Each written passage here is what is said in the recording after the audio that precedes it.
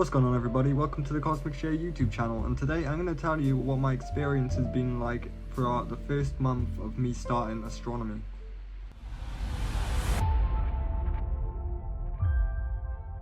That's right, it's been just about a month since I started this whole journey on YouTube, posting to you guys, and actually since I owned a telescope. And I thought I might just cover a few things that I discovered along my way on my journey, and also kind of mark out my mile points of where I'm at, so maybe you guys know if you want to get yourselves a telescope. Alright, so the very first thing I laid my eyes on is, believe it or not, the moon. Like, near enough every single person has owned a telescope ever, am I right? Now, I'm not gonna lie, I was absolutely mind-blown at the sight that I seen, because I didn't pay too much for my telescope, considering it goes up into quite literally the tens of thousands to millions. I paid under £300 for my telescope, which is a Celestial Starsense Explorer 140mm aperture, which gave me a surprisingly good view for the price. As you can see here, I got some videos displayed up on the screen of what I did catch around that time, and honestly, for a beginner, I'm quite impressed with myself.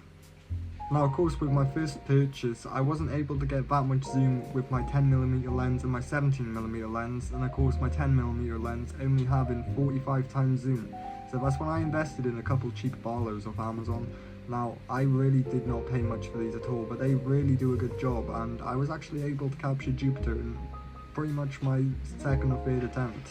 And I can promise you as well, whilst my video quality ain't too good, but when you're looking down the eyepiece, you can really see every single detail of Jupiter, all its stripe bands, even the great red dot, which I found quite impressive really, considering it's such a cheap setup, and you know, they say that you need to spend thousands upon thousands just to get a glimpse of some of these things. Now, of course, I have also been limited to only using my phone, so I also did buy myself a phone holder to sit on top of the telescope on the eyepiece, and I'll show you a picture of what it looks like, alright? It basically just holds your phone to the eyepiece, so you're looking directly down at the telescope at all times, and it's really useful, especially when it comes to taking pictures of Jupiter in particular. Like, I was able to get a good picture of the moon just by holding my phone, but when it comes to getting a picture of Jupiter, I definitely needed that phone mount, because there was no way I was holding my phone still enough to pick up those cloud bands that I currently pick up with these kind of videos. Now, of course, at this point, I'm about 2 weeks in, and I've already caught the bug for buying stuff, and my credit card is absolutely running away from me right now, terrified of what I might do next. But that being said, I did go ahead and order myself another lens again, a Skywatcher 4mm planetary eyepiece. Now, unfortunately, there has been some issues in transit with this, right? I bought it from a company, they sent it to me, it arrived smashed, I sent it back. They sent it to me, another one, right? That one arrived smashed too, and now they're currently sending the lens piece into Skywatcher themselves to review, and hopefully for Skywatcher to send me an eyepiece directly, and hopefully, third time's a charm, it does come fully intact, because with this eyepiece I should be able to pick up Jupiter in nearly perfect detail, I imagine. I do apologise if I'm squinting, by the way, the light I have in front of me is blindingly bright. Anyways, without that eyepiece, so I was still able to achieve some pretty good shots with the Barlow, but as you can see, there is actually a slight blue and a red tinge around everything because of the Barlow, and I do believe that's just some magnification prism sort of thing. I'm not 100% sure, but I know that getting a proper lens will eliminate it, because I've seen it myself, okay? Anyways, all that being said, we're now 4 weeks in and just coming to the end of it as I'm recording this, and am I going to carry on? Yes, of course I am. It's stupid, why wouldn't I? It's probably the most amazing thing I've taken part in a very long time at least, and something that genuinely interests me, something I want to learn about, and something I want to share with you guys, and I want to share my experience and share what I see, because it's really cool, and I don't feel like there's many people that actually are into it the way that they should be anyway. But anyways, I am currently down by about £400 in this whole setup, and do I regret that money as a beginner?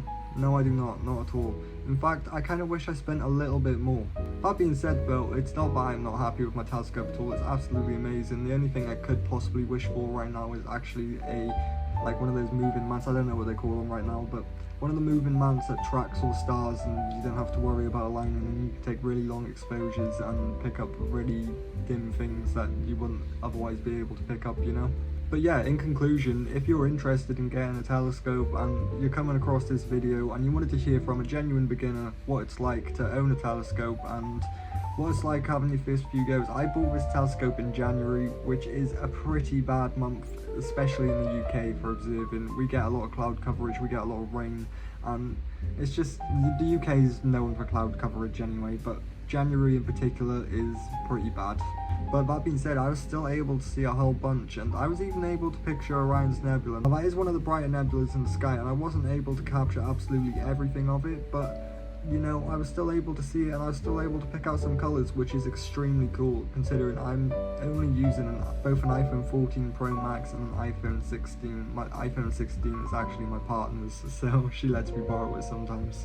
Anyways, that's just about it from me now, and if you want to hear more from me, then go ahead and hit that subscribe button, because it's free, it doesn't hurt, and it really helps me out. It pushes me out there, and it makes sure some people that maybe wouldn't have seen my content might see my content and really enjoy it, and maybe even buy a telescope. Anyways, thank you all for watching, and bye for now.